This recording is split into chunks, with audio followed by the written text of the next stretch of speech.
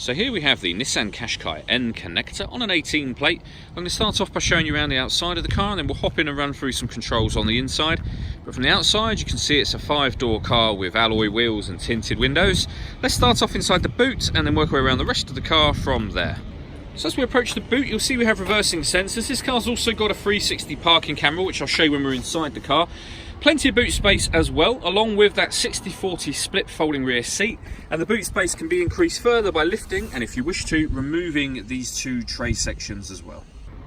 Okay, so we're just going to work our way back round to the front of the car now, and then we'll hop in and run through some controls on the inside. But now that we've done a full circle of it, you can see it's in lovely condition the whole way round.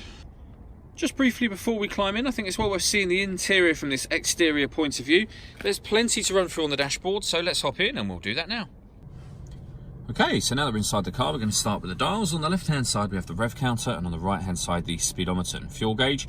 In the middle, you can see the total miles on this car are 12,411.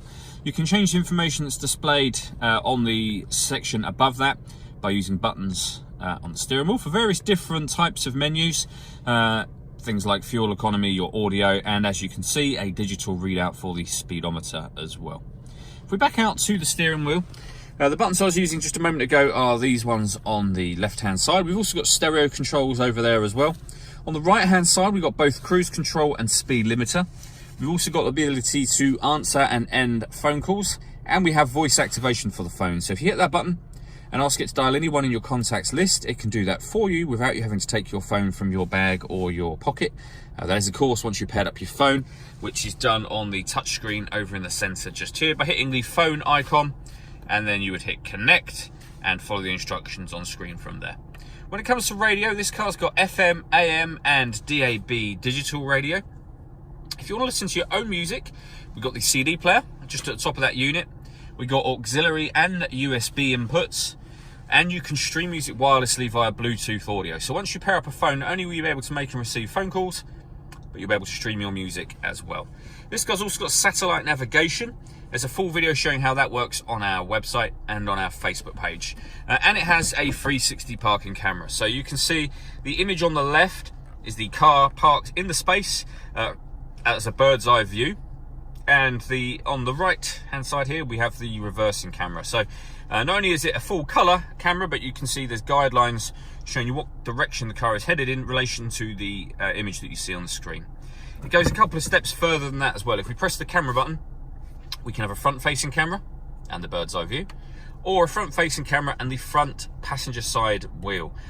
So with all of those cameras, it does make it incredibly easy to park this car. Working our way down from that, we have the dual zone climate control. So you can adjust the temperature on either side. You can adjust the fan speed up and down from here. You can determine where within the car you'd like the air to be distributed.